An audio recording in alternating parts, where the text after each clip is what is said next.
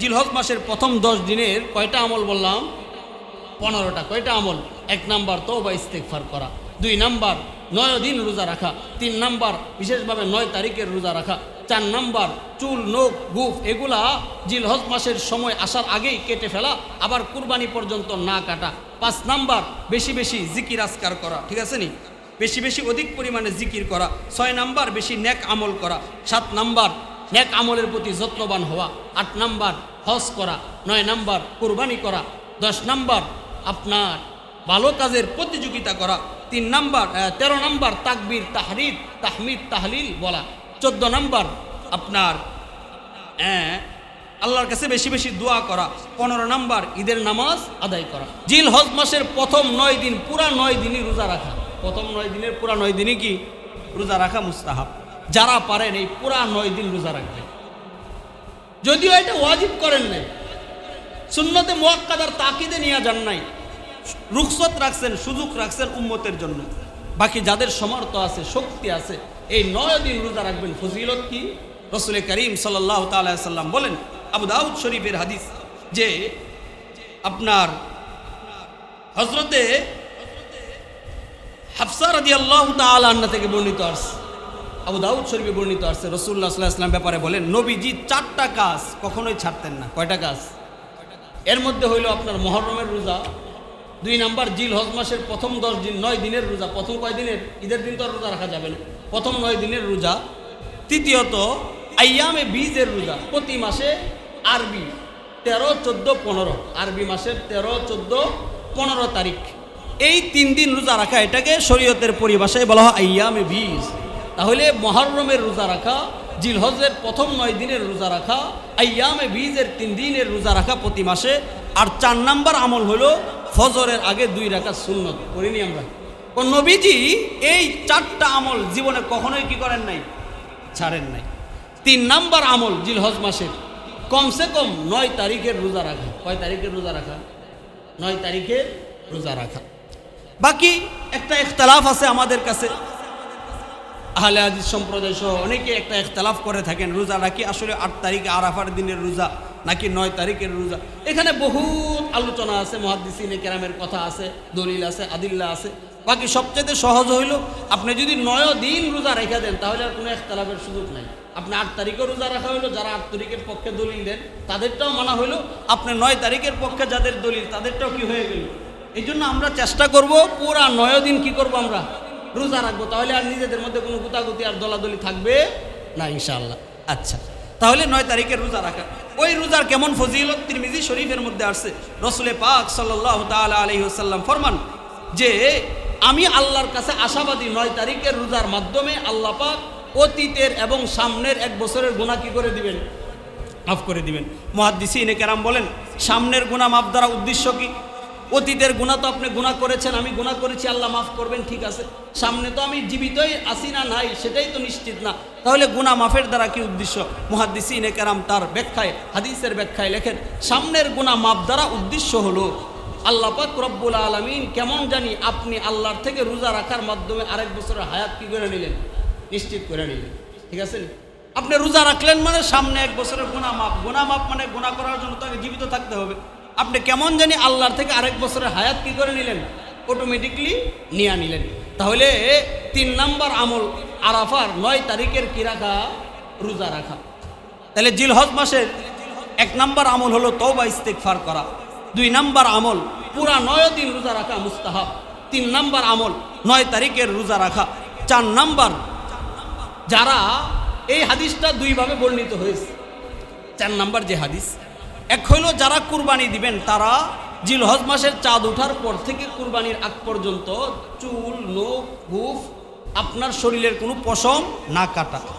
কথাটা বুঝছেননি? এই ব্যাপারে সহিহ বুখারীতে এক বর্ণনা আসছে, নবী আলাইহিস সালাতু ওয়াস সালাম বলেন যে তোমরা যারা কুরবানি দিবা, তোমরা জিলহজের চাঁদ ওঠার পর থেকে কুরবানি পর্যন্ত চুল নখ দাড়ি এগুলা কি করবা না? গুফ কাটবা না, শরীরের কোনো অঙ্গ কর্তন করবা না। এবার প্রশ্ন থেকে যারা কুরবানি দিবে না তাদের জন্য হাদিস প্রযোজ্য কিনা? সরাসরি যারা কুরবানি দিবে না তাদের জন্য ইশারাতুন নস 2-3টি হাদিসের কিতাবে আছে। এই জন্য মুহাদ্দিসিনে কেরাম দুই হাদিসের তাওয়াবুক তাতাবুক মিল রাখার জন্য বলে থাকেন, যারা কুরবানি দিবে না তারাও যদি আমল করেন তাদেরও আমল নামায় কুরবানির সওয়াব আল্লাহ পাক দিয়ে দিবেন। আমলটা কেন দেওয়া হইল? মৌলিকভাবে আগেই বলেছিলাম আমি যে বাইতুল্লাহ নির্মাণের পরে জান্নাতের অবশিষ্ট কিছু পাথর বেঁচে গেছিল না, মনে আসেনি আপনাদের? আল্লাহ পাক ইব্রাহিমকে নির্দেশ দিলেন, যাও অতিরিক্ত পাথরগুলা ওই জাবালে হেরার পর্বতে উঠা তুমি জাবালে আবি কুবাইস, বর্তমান যেখানে বাদশার বাড়ি, জাবালে আবি কুবাইস উঠা দাঁড়ায়া পাথরগুলা গোটা বিশ্বের মধ্যে ছড়ায়া দাও। ইব্রাহিম নবী বলেন, দিলাম ছড়ায়া। তখন আল্লাহ পাকের ঘোষণা হয়ে গেছে যে আমি এই পাথরগুলা পৃথিবীর আনাচে কানাচে যেখানেই পৌঁছায়া দিছি সেখানেই কোনো না কোনো দিন একটা কি নির্মিত হবে? মসজিদ নির্মিত হবে। মূলত এই হজ এবং হজের সাথে রিলেটিভ যে বিষয়গুলা, অনেক মানুষ দরিদ্র অসহায় গরিব আমরা যারা আছি হজে যেতে পারি না, তাদের জন্য হজের কিছু কাজ, হজের কিছু ফজিলত আল্লাহ পাক আপনার ওপেনলিভাবে না রেখে আনওপেনলিভাবে কি করেছেন? রেখে দিয়েছেন। এই জন্য দেখবেন তাদের কুরবানি আমাদেরও কুরবানি, তাদের নামাজ আমাদেরও নামাজ, তাদের রোজা আমাদেরও রোজা, তাদের হজের যে কাজগুলা সেই কাজ। হজ করা অবস্থায় সাধারণত এই এহরাম করা অবস্থায় নখ কাটা যায় না, চুল কাটা যায় না, এরপর আপনার শরীরে পশম কাটা যায় না। আল্লাহ বলেন তারা তো বাইতুল্লাহ গেছে, তুমি তো বাইতুল্লাহ যেতে পারলা না, বাইতুর রহমানে যাবা, মসজিদে যাবা এবং তুমি এই আমল করবা, মনে মনে ভাববা আমি মূলত আমাকে নিজেকে তাদের সাথে কি করলাম? মিলাইলাম, নিজেকে তাদের সাথে মিলানোর চেষ্টা করলাম। এই মিলানোর চেষ্টা করার দ্বারাও আপনাকে আল্লাহ পাক হাজী সাহেবের যে মর্যাদা, আপনাকে সেই মর্যাদা দান করবে। এই জন্য 4 নম্বর যে আমল, আমরা যারা কুরবানির নিয়ত করেছি তারা তো অবশ্যই এই আজকে হয়তো 27 তারিখ আরবি মাসের আর 1-2-3 দিন পাবো। এই 2-3 দিনের মধ্যেই চুল যা যা কাটার প্রয়োজন সব কিছু আমরা পরিষ্কার পরিচ্ছন্ন হয়ে যাব। চাঁদ ওঠার পর থেকে কুরবানি দেওয়ার আগ পর্যন্ত যারা কুরবানি দিব অথবা দিব না, উভয় শ্রেণী মানুষের জন্য এই আমল। তারা কুরবানির পশু জবাইয়ের আগ পর্যন্ত আর কি করবো না, ঈদের নামাজের আগ পর্যন্ত চুল লোক এগুলা কাটবো না, এরপরে কাটবেন। আল্লাহ পাক আমল নামাই কবুল কুরবানির সওয়াব নসিব করবেন। 5 নম্বর জিলহজ মাসের যেই 5 নম্বর যে আমল গুরুত্ব সহকারে হাদিসের কিতাবে আসছে, অধিক পরিমাণে জিকির করা। অধিক পরিমাণে কি করা? সূরা হজ্জের 28 নং আয়াতে আল্লাহ বলেন, ওয়াজকুরুল্লাহা ফি আইয়ামিম মা'দুদাত। আল্লাহ বলেন যে তোমরা আল্লাহর নামের জিকির বেশি বেশি করো নির্দিষ্ট দিনগুলোতে। নির্দিষ্ট দিনগুলো দ্বারা আল্লাহ পাক ব্যাপক রাখছেন। এটার তফসিরে মুফাসসিরিন এর সম্রাট আব্দুল্লাহ ইবনে রইসুল মুফাসসিরিন আব্দুল্লাহ ইবনে আব্বাস রাদিয়াল্লাহু তাআলা আনহু তিনি বলেন, এই নির্দিষ্ট দিন দ্বারা জিলহজ মাসের প্রথম 10 দিন উদ্দেশ্য। সুবহানাল্লাহ বলবেন না? তাহলে নির্দিষ্ট দিনগুলোতে আল্লাহ পাকের বেশি বেশি জিকির করা, এটা কার নির্দেশ?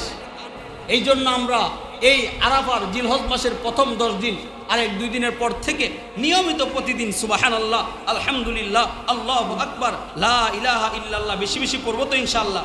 এই আমলগুলো বেশি বেশি করবেন ইনশাআল্লাহ। 6 নম্বর আমল, নেক আমল এর যত্নবান হওয়া। নেক আমলের কিবান হওয়া? নেক আমল মানে কি? দান সদকা করা। নফল যত ইবাদত আছে সব আমলগুলা এই 10 দিন বেশি বেশি করা। মনে রাখবেন, রমাদানের রোজা এবং অন্য অন্য নেক কাজের ফজিলত যেমন 170, রমাদানে গুনাহ করলে গুনারও কিন্তু ফজিলত 170। কথাটা বুঝছেন আপনারা? যত ফজিলতের দিবস আছে, দিন আসে, সব করলে যেমন একটা করলে কয়টা পাওয়া যায়? কথা বলে না, 70 পাওয়া যায়। গুনাহ করলেও গুনাহের আযাবটাও কিন্তু মারাত্মক হবে। আল্লাহ বলেন, হাদিসে কুদসিতে আসছে, আল্লাহ বলেন আমি রহমানের রহমানিয়াত যত বড়, আমি আল্লাহর শাস্তিটাও তত বড়। কথা ঠিক আছে? আল্লাহর ক্ষমা যত বড়, আল্লাহর ভয়ানক শাস্তিটাও তত বড়। বাকি আল্লাহর কহারিয়াত, আল্লাহর সামাইয়াত, আল্লাহর কঠিন রূপটা আল্লাহ পাক পৃথিবীতে প্রকাশ করেন না সাধারণত। অধিক রাগ হয়ে গেলে তখন আল্লাহ পাক আল্লাহর কঠিন রূপ দেখান। বাকি ময়দানে মাহশরে আল্লাহ পাক তার আসল চিত্র দেখাইবেন, আসল কঠিনত্ব প্রকাশ করবেন আজিজুল কহ্হার নামে। এই জন্য এই 10 দিন গুনাহের কাজ থেকে কি করা ভাই? বেঁচে থাকা। কোনো গুনাহের কাজ, অশ্লীল কাজ না করা। আমরা জিলহজের মাসের আমল বলতে শুধু মনে করি কুরবানি দেওয়া আর গরু কিনা। কুরবানি দেওয়ার কি করা? গরু কিনা। অথচ এটা একটা আমল। এরকম আরো 13-14টা আমল হাদিসের কিতাবের মধ্যে নবীজির একই জবানের হাদিস, কিন্তু আমরা পালন করি কয়টা? শুধু একটাই পালন করি। এটার মধ্যে কিছু দুনিয়ার স্বার্থ সিদ্ধ থাকে, কিছু কাজ টাজ থাকে, মানুষে কি বলবে সব মিলায় জিলায় এটা আমল করি। অথচ বাকি 13টা আমল আমরা গুরুত্ব দিই না। আজকে যারা আলোচনাগুলো শুনতেছি আমল করার চেষ্টা করবো তো ইনশাআল্লাহ। তাহলে 6 নম্বর আমলের কথা কি বললাম? অধিক পরিমাণে কি করা, নেক আমলের যত্নবান হওয়া।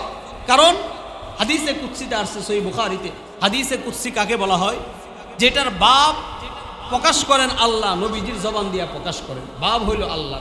আল্লাহ নিজে বলেন জিবরিলের মারফতে যে যারা বেশি বেশি নফল ইবাদত করে, নফল ইবাদত করার কারণে ওই ব্যক্তিটা আমার প্রিয় পাত্র হিসাবে সাব্যস্ত হয়ে যায়। তাহলে আল্লাহর কাছে প্রিয় ব্যক্তি হিসাবে সাব্যস্ত হওয়ার জন্য কি আমল লাগবে? শুধু ফরজ ইবাদতে মালিকের সাথে হয়তো আপনার দায়িত্ব আদায় হয়, গভীর কানেক্ট হয় না। গভীর সম্পর্ক করতে হলে তাহাজ্জুদ লাগে। অমিনাল্লাইলি ফাতাহাজ্জাত বিহি নাফিলাতাল্লাহ, ঠিক আছে? ফাতাহাজ্জাত, তাহাজ্জুদ করেন। গভীর আল্লাহর সাথে গভীর সম্পর্ক, গভীর আলোচনা, গভীর কানেক্টেড হতে হইলে অবশ্যই অতিরিক্ত কিছু আমল লাগবে। মনে নাই ওই যে হাদিসের কথা, নবীজিকে বললেন ইয়া রাসূলুল্লাহ আমি জান্নাতে আপনার কাছাকাছি থাকতে চাই। নবীজি বললেন কি চাও? জান্নাতে কাছাকাছি থাকতে চাই। ঠিক আছে থাকবা, তবে একটু একটু বেশি বিকাশরাতি সুজুদ, নফল ইবাদত বেশি বেশি করে। তাহলে নফল ইবাদতের মাধ্যমে আল্লাহর সাথে বান্দার কি হয়? গভীর সম্পর্ক হয়। 7 নাম্বার, আপনার মুসলিম মুসনাদে আহমদে হাদিস আসছে, রাসূলুল্লাহ সাল্লাল্লাহু আলাইহি ওয়াসাল্লাম বলেন জিলহজ মাসের 7 নাম্বার আমল হইল আকসিরু হুন্না ফিহি তাহমিদ ওয়াত তাকবীর ওয়াত তাহলিল। বেশি বেশি তাকবীর পড়া, বেশি বেশি তাহলিল পড়া, বেশি বেশি তাহমিদ পড়া। তাকবীর কাকে বলা হয়? আল্লাহু আকবার। তাকবীর কাকে বলা হয়? আল্লাহু আকবার। তাকবীরের তাশরিক না, এটা আরেকটা। 1 নাম্বার হলো তাকবীর বেশি বেশি পড়া, তাহমিদ বেশি পড়া, তাহলিল বেশি পড়া। এখন আমাদের হয় কি, আমরা শুধু 9 তারিখ ফজর থেকে নিয়ে 13 তারিখ আসর পর্যন্ত তাকবীরে তাশরিক করি। বাকি 10 দিনের ব্যাপারে এই হাদিসটা অনেকে আমরা আমল করি না, আমল করতে চাই না। অথচ নবীজি বলেন মুসনাদে আহমদ হাদিসের গ্রহণযোগ্য কিতাব, রাসূলুল্লাহ সাল্লাল্লাহু আলাইহি ওয়াসাল্লাম থেকে বর্ণিত, নবীজি বলেন তোমরা এই সময়গুলোতে বেশি বেশি তাকবীর, তাহমিদ, তাহলিল পড়ো। তাকবীর মানে আল্লাহু আকবার, তাহলিল মানে লা ইলাহা ইল্লাল্লাহ, তাহমিদ মানে আলহামদুলিল্লাহ। তাহলে আমরা বেশি বেশি কয়টা তাসবিহ পড়ব? কথা বলেন, কয়টা পড়ব? 1 নাম্বার, 2 নাম্বার, 3 নাম্বার আলহামদুলিল্লাহ, লা ইলাহা ইল্লাল্লাহ, আলহামদুলিল্লাহ, আল্লাহু আকবার। যেই সিরিয়ালে পড়েন, যেই তারতিবের পড়েন, কোনো সমস্যা নেই। বেশি বেশি এই আমল পড়বেন। এই আমল বেশি বেশি পড়লে ওই যে হাজিরা লাব্বাইক বলে, আল্লাহুম্মা লাব্বাইক বলে, তারাও তাকবীর বলে, আপনার তাকবীরটাও কাদের সাথে মিলে যাবে। আগ্রহ নিয়ে করবেন, দেখবেন মালিক কবুল করে কোনো না কোনো একদিন কোনোভাবে আপনাকে আল্লাহর ঘরে আল্লাহ পাক নিয়ে গেছে। আপনার আবেগ, আগ্রহ, ভালোবাসা যার যত বেশি হবে, বাইতুল্লাহ তাকে তত বেশি চুমুকের মতন চুম্বাকর্ষণভাবে টাইনা নিয়ে যাবো সেখানে। এটা হলো আবেগ, আগ্রহ, ভালোবাসার সাথে সম্পৃক্ত। আচ্ছা, এই তো গেল 8 নাম্বার। 9 নাম্বার, বেশি বেশি দোয়া করা। দোয়া একটা শরীয়তের ইবাদত। আল্লাহ পাক কালামে পাকে বলেন উদউনি আস্তাজিব লাকুম, সূরা মুমিনের 60 নং আয়াতে আসছে উদউনি আস্তাজিব লাকুম, তোমরা আমাকে ডাকো, আমি আল্লাহ তোমাদের ডাকে কি করব? সারা দিন। পৃথিবীতে এমন কোন বাদশা আছে যে আপনাকে ডাইকা বলে তুমি আমার কাছে চাও আমি দিব? আছে এমন কোনো বাদশা? এমন কোনো ধর্মের স্রষ্টা নাই যে বলে আমার কাছে চাও আমি দিব। শুধু ইসলাম ধর্মের এক মহা স্রষ্টা, খালিকুল আখলাক, সমস্ত স্রষ্টাদের স্রষ্টা আল্লাহ পাক রব্বুল আলামিন, যার বাপ ভঙ্গি হলো এই, আল্লাহর কাছে চাইলে আল্লাহ খুশি হয়, না চাইলে বেজার হয়। পৃথিবীতে এমন কোনো আর স্রষ্টা পাবেন না। চাইলে খুশি হয়, না চাইলে কি হয়? বেজার হয় আল্লাহ। এই জন্য আল্লাহর কাছে বেশি বেশি চাওয়া। আপনার অভাব, আপনার ঋণ, আপনার পেরেশানি, আপনার দুঃখ, আপনার কষ্ট, আপনার বসত বাড়ি, আপনার থাকা খাওয়া, যত প্রবলেম আছে, মানুষের পিছনে না দৌড়ায়া কার পিছনে দৌড়ানো? ওয়াসাইল হিসাবে মানুষের সাথে পরামর্শ করা। বাকি মৌলিকভাবে চাইতে হবে কার কাছে? দেখবেন আল্লাহ কোথায় থেকে কিভাবে সাহায্য করবে এটা কেউ জানেন না। এই জন্য আল্লাহর কাছে বেশি বেশি কি করা? দোয়া করা। 10 নাম্বার আমল, যাদের টাকা পয়সা আছে, আল্লাহ কালামে বলেন ওয়ালিল্লাহি আলান নাস হিজ্জুল বাইতি মান ইসতাতা ইলাইহি সাবিলা, জিলহজ মাসে হজ আদায় করা। যাদের সামর্থ্য আছে, হজ কাদের উপর ফরজ হয়? আপনার বাইতুল্লাহ যাওয়া আসার খরচ, আপনার ফ্যামিলি এবং যা পরিবার আছে তাদের চলাফেরার খরচ সব কিছু ব্যতি রেখে আপনি যদি বাইতুল্লাহ যেতে পারেন, আসতে পারেন, এমন পরিমাণ টাকা আপনার কাছে থাকে, তখন আপনার উপর হজ ফরজ হয়। এবং মনে রাখবেন, হজ জীবনে একবারই ফরজ হয়। হজ জীবনে কয়বার ফরজ হয়? একবার ফরজ হয়। এই কথাটা এই জন্য বলছি, এমনও হয় কোনো ভাইয়ের অবস্থা এই হয়, 2010 সালে ব্যবসা ভালো ছিল, প্রচুর পরিমাণে টাকা ইনকাম করেছে, 12 সাল পর্যন্ত তার কাছে টাকা ছিল। 2 বছর অলসতামি করে যে কোনোভাবে, আরে বয়স টয়স হোক, বয়োবৃদ্ধ হলে, বয়স্ক হলে, এরপরে কোথায় যাব? হজে যাব। এটা আমাদের উপমহাদেশ, বাংলাদেশ, পাকিস্তান, পাকিস্তান, ইন্ডিয়া, এই 3 দেশের কালচার হলো এটা, যে আমরা বয়স হইলে, বৃদ্ধ হইলে ছেলে মেয়ে বিয়ে শাদী দিয়া মাসালা একটা পাইছে যে শরীয়তে আছে, আগে ছেলে মেয়ের বিয়া দাও, বিয়া দেয়া ফরজ কাজ আদায় করে এরপরে কই যাও। অথচ এটার গুরুত্ব কতটুকু, তাদের বিয়ে দেওয়াটা তো অনিশ্চিত না, একেবারে নিঃস্ব হয়ে যান তারপরেও ছেলে মেয়ের বিয়ে দিতে পারবেন, অনিশ্চিত হবেন আপনার। এটার থেকে বেশি অনিশ্চিত আপনার বেঁচে থাকাটা। কোনো ব্যক্তির হজ ফরজ হয়েছে 2010 সালে, অলসতামি করে নাই, 1 বছর পর সে দেউলিয়া হয়ে গেছে, অভাব চলে আসছে, ব্যবসায় ধস নেমে আসছে, টাকা পয়সা নাই। এই ব্যক্তি মারা গেলে কবিরা গুনাহগার হইয়া, এবং ইহুদি নাসারাদের মৃত্যু যেভাবে হয় এমন মৃত্যু নিয়ে সে কোথায় যাবে? কবরে যাবে। এমন না হুজুর এখন তো টাকা নাই, না টাকা তো ছিল, কারণ হজ জীবনে ফরজ হয় একবার, ফাউরান, তাৎক্ষণিক। এটা ইবাদতের আরেকটা শরীয়তের পরিভাষা, ওলামায়ে কেরাম বুঝবেন। যেমন নামাজ ফরজ হয় তাখিরান, নামাজের রক্ত আছে 3:45 পর্যন্ত জোহরের, আপনি 3টা 3:30 মারা গেছেন, এই জোহরের নামাজের জন্য আল্লাহ আপনাকে কি করবেন না? কথা বলেন না, ধরবেন না। আপনি বলতে পারেন আল্লাহ আরো তো 15 মিনিট ছিল, আমি পড়তাম বাইসা থাকলে। এটা তাখিরান, বিলম্বে ফরজ হয়। কিন্তু হজ ফরজটা হওয়ার সাথে সাথে তাৎক্ষণিক ফরজ হয়, পরবর্তী বছরই হজ আদায় করতে হবে। দেরি করেন না করেন তাহলে এটার কাফফারা এবং কবিরা গুনাহ মরার পরে আপনার কি করতে হবে? আদায় করতে হবে। এই জন্য মেরে মুহতারাম ভাই, যখনই জীবনে টাকা চলে আসবে, অর্থ সম্পদ চলে আসবে, বিলম্ব না করে কি আদায় করা? হজ আদায় করা। তাহলে এটা জিল হজ মাসের কয় নাম্বার আমল বললাম?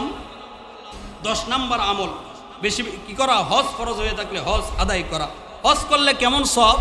রাসূলুল্লাহ সাল্লাল্লাহু আলাইহি ওয়াসাল্লাম বলেন, তিরমিজিতে হাদিস আসছে যে মাবরুর হজ, কোনো ব্যক্তির যদি কবুল হজ আল্লাহর থেকে মাবরুর হয়, গ্রহণযোগ্য হয়, এই ব্যক্তি আসার পরে তেমন নিষ্পাপ হবে। নিষ্পাপ সন্তান জন্মগ্রহণ করলে যেমন নিষ্পাপ থাকে, ওই ব্যক্তিকে আল্লাহ তেমন নিষ্পাপ বানায় দিবেন। সুবহানাল্লাহ। 11 নম্বর, যাদের কুরবানি ওয়াজিব, কুরবানি দেওয়া। আল্লাহ বলেন ফাসাল্লি লিরাব্বিকা, কথা বলে না, ফাসাল্লি লিরাব্বিকা ওয়ানহার। আল্লাহ নবীজিকে বলেন পড়েন নামাজ, দেন কুরবানি। কুরবানি কার উপর ওয়াজিব? কুরবানি কার উপর ওয়াজিব? মনে রাখবেন 10, 11, 12 কুরবানি ঈদের দিন কয়দিন? 3 দিন। 10, 11, 12 এই 3 দিন যার কাছে নেসাব পরিমাণ সম্পদ থাকবে তার উপর কুরবানি ওয়াজিব। কোন 3 দিন বললাম? জিলহজ মাসের 10, 11, 12 এই 3 দিন যার কাছে নেসাব পরিমাণ সম্পদ থাকবে তার উপর কুরবানি ওয়াজিব। নেসাব কি? যাকাতের নেসাব যেটা, কুরবানির নেসাবও সেটা। যাকাতের নেসাব কি? 7.5 ভরি স্বর্ণ, 52.5 তোলা, কথা বলে না, 7.5 ভরি স্বর্ণ, 52.5 তোলা কি রূপা, অথবা 52.5 তোলা রূপার সমপরিমাণ মূল্য অন্য কোনো বস্তু, ব্যবসায়িক আসবাবপত্র, নিজের জমানো টাকা, ব্যাংকে রাখা টাকা সব মিলিয়ে যদি হয়, এই 3 দিন আপনার মালিকানায় থাকে, তাহলে আপনার উপর কি কুরবানি ওয়াজিব। যাকাত এবং কুরবানির মধ্যে পার্থক্য হলো এই, যাকাতের সম্পদটা 1 বছর মালিকানায় ঘোরাঘুরি করা জরুরি। 1 বছর আপনার মালিকানা থাকার পরে যাকাত ওয়াজিব হবে। আর কুরবানি 1 বছর থাকা জরুরি না। এই 3 দিন যদি আপনার কাছে এই নেসাব পরিমাণ সম্পদ, যেটা আমরা বর্তমান হিসাব করলে, রূপের হিসাব করলে দেখি 1,60,000 অথবা 1,70,000, 1,50,000 উঠানামা করে, ওই স্বর্ণ রূপের উঠানামার কারণে এটার দামটাও কি উঠানামা হচ্ছে। এই পরিমাণ টাকার মালিকানা যদি আপনি থাকেন, আপনার উপর কুরবানি কি হবে? পুরা পরিবারের পক্ষ থেকে কয়টা ওয়াজিব? একটা। হ্যাঁ, পুরো পরিবারে 5 জন আছেন, 5 জন আলাদা আলাদা টাকা আছে। আপনার স্ত্রীর সম্পদ আছে, স্বর্ণ আছে, আপনার 10 ভরি 15 ভরি বিয়ের সময় দিছেন তো দিছেন, বিপদে ফেলাইছেন, দিছেন তো দিছেন, কি করছেন? কথা বলে না। শুনেন, কুরবানি স্বতন্ত্র ইবাদত। নামাজ যেমন স্বতন্ত্র নামাজ ইবাদত, কুরবানি স্বতন্ত্র ইবাদত। হ্যাঁ, স্ত্রীর পক্ষ থেকে স্বামী দিয়ে দিছে, আদায় হবে, সমস্যা নেই। বাকি স্ত্রীর যদি ওই 7.5 ভরি স্বর্ণের উপরে স্বর্ণ মালিকানা থাকে, অথবা 52.5 তোলা রূপার সমপরিমাণ মূল্য যেটা বললাম, এই পরিমাণ সম্পদ স্ত্রীর মালিকানায়, স্ত্রী খরচ করতে পারে চাইলেই, তার অ্যাকাউন্টে থাকে, তাহলে স্ত্রীর উপরেও কুরবানি কি হবে? ওয়াজিব হবে। ছেলের আমল নামায় যদি থাকে, ছেলের ব্যাংক অ্যাকাউন্টে থাকে, অনেক সময় করে দেয়, ছেলে বালেগ হয়ে গেছে, যৌথ ফ্যামিলি, কিন্তু ছেলে বালেগ, তার উপরেও কি হবে? কুরবানি। মেয়ে বালেগ হয়ে গেছে, মেয়ের আলাদা টাকা জমানো আছে, বিয়ের পরে সেগুলো ব্যবহার করবে, রেখে দিছে, তার উপরেও কুরবানি কি? তাহলে নামাজ যেমন স্বতন্ত্র ইবাদত, কুরবানিটাও কি স্বতন্ত্র ইবাদত। যদি একক ফ্যামিলিতে 10 জনের সম্পদ থাকে, 10 জনের কি করতে হবে? কুরবানি দিতে হবে। এই মাসালাগুলো খেয়াল রাখা। কেন কুরবানিটাকে এত ব্যাপক করলেন? আল্লাহ পাক রব্বুল আলামিন ইসলামের প্রত্যেকটা বিধান অবতীর্ণ করার মাঝে হিকমত রেখেছেন। কি রেখেছেন? এবং ইসলাম অন্যতম অত্যন্ত জোরালোভাবে গরিব দুঃখী অসহায় মানুষের বিষয়টা কি করেছেন, লক্ষ্য রেখেছেন। বলেন তো, যত শ্রেণী মানুষ কুরবানি দেয় ঠিক তদ্রূপ কিছু শ্রেণী মানুষ আছে কি করে না, কুরবানি দেয় না। তাদের বিষয়টা ইসলাম লক্ষ্য রেখেছে। কুরবানি শুধু নিজে গুস্ত খাওয়ার জন্য না, কুরবানিটা আসছেই ত্যাগের মাধ্যমে, ত্যাগ, মহিমা, তিতিক্ষা। এক ফোঁটা গুস্ত আপনার জমায় রাখার চিন্তা করবেন না, দিবেন এই উদ্দেশ্যে যে নিজে ভালো করে ঈদের দিন খাবো, সুন্নত আদায় হবে এবং রসুল্লাহর সুন্নতটাও আদায় করলাম আর সব মানুষের মধ্যে বিলায় দিব। এটা হচ্ছে কুরবানি। এই উদ্দেশ্যে আপনি একটা বকরি দেন, সব অনেক পাবেন। বকরি দিলে উটের সব পাইবেন। আর যদি উটও দেন, উদ্দেশ্য থাকে ভিন্ন, এটা লাভ নাই। আল্লাহ বলেন, লা ইয়ানালুল্লাহু লুহুমুহা ওয়ালা দিমাউহা ওয়ালাকি ইয়ানালুহুত তাকওয়া মিনকুম। কুরবানির গোশত, পশুর চামড়া, পশু, এগুলো আল্লাহর কাছে পৌঁছে না। আল্লাহর কাছে পৌঁছে দিলের অবস্থাটা কি, পৌঁছে আল্লাহর কাছে। এই জন্য আমরা যারা কুরবানি দিব এখন থেকে নিয়ত করে ফেলেন যে ওই 10টা ভাই কুরবানি দেয় না, আমি এই 10 জনের একজনকে ঈদের দিন গোশত দিব। পারবো না ইনশাআল্লাহ। এই মানবিক বিষয়টাকে সমাজে ফুটায় ওঠান। কিছু শ্রেণী আছে তারা সব জায়গা থেকেই নিতে পারে, চাইতে পারে, তাদের জন্য অনেক এটা এক ধরনের অন্যরকম অবস্থায় চলে যায়। কিছু শ্রেণী আছে সমাজে মধ্যবিত্ত, তারা চাহিতেও পারে না, বলিতেও পারে না, অন্যরকম অবস্থায় থাকে। আপনি এমন কিছু মানুষকে টার্গেট করে হাদিয়া হিসাবে আপনি ভালো একটা পরিমাণ তার কাছে পৌঁছিয়া দেন, দেখবেন এটার একটা সব আলাদা আল্লাহর কাছে পাবেন। এই জন্য যারাই কুরবানি দেবো এখন থেকে টার্গেট করেন যে আমি এই 5 জন মানুষকে ঈদের দিন হাদিয়া দেব। পারবো না ইনশাআল্লাহ? পারবো তো ইনশাআল্লাহ? তাহলে আপনার আমার কুরবানি আল্লাহর কাছে কবুল হয়ে যাবে। 12 নম্বর আমল, আত্মীয়তা রক্ষা করা, আত্মীয় স্বজনের খোঁজ খবর নেওয়া। দেখেন এখানেও ইসলাম সেলাহি রহিম, মানবতার শিক্ষা দিস। কুরবানি করবেন, হজ করবেন, 10 দিন আমল করবেন, রোজা রাখবে, ইফতারি করাবেন, সব কিছুর মধ্যে গরিব দুঃখী আত্মীয় স্বজন। গরিবের মধ্যে যদি নিজের আত্মীয় স্বজন গরিব হয় তাদের হক বেশি, আপনি গরিব দুঃখীদেরকে দিবেন। এর মধ্যে আত্মীয় স্বজন গরিব বেশি। আপনার হক হইল আগে কাদের খবর নেওয়া, কথা বোঝেন। ইন্নাকা লা তাসিলুর রিহমা ওয়া ইন্নাকা লা তাহওয়াল কাল্লা ওয়া তাকসিবুল মাদুম ওয়া তুকরিদ দাঈফ ওয়া তুঈনু আলা নওয়াইবিল হক। রাওয়াহুল বুখারী। বুখারীতে রওয়ায়াত আছে যে আত্মীয়তা ছিন্ন করা এটা অত্যন্ত খারাপ অপরাধ, আত্মীয়তা রক্ষা করা অত্যন্ত মহৎ গুণ। নবীজি বলেন, লা ইয়াদখুলুল জান্নাতা কাত্তা। সহিহ বুখারীতে আছে যে আত্মীয়তা ছিন্নকারী কখনোই জান্নাতে প্রবেশ করবে না। এটা মারাত্মক এক গুনাহে এবং এটা আমাদের মধ্যে অহরহ চলতেছে। কেমন জানি আমরা আত্মীয় স্বজন, পাড়া প্রতিবেশী, সমাজ থেকে দিন দিন বিমুখতা হয়ে যাচ্ছি, দূরে চলে যাচ্ছি। না, আপনি যেখানেই থাকেন, যেখানেই বসবাস করেন, সবার আগে আপনার এলাকা, সবার আগে আপনার সমাজ, সবার আগে আপনার প্রতিবেশী। পারবো তো ইনশাআল্লাহ? আল্লাহ আমাদেরকে আমল করার তৌফিক নসিব করুন। 13 নম্বর আমল যে গুনাহ থেকে বাঁচতে হবে, এটা আগেও এক হাদিসের মধ্যে চলে গেছে। 14 নম্বর, সৎ কাজের প্রতিযোগিতা করা। কি কাজের প্রতিযোগিতা করা?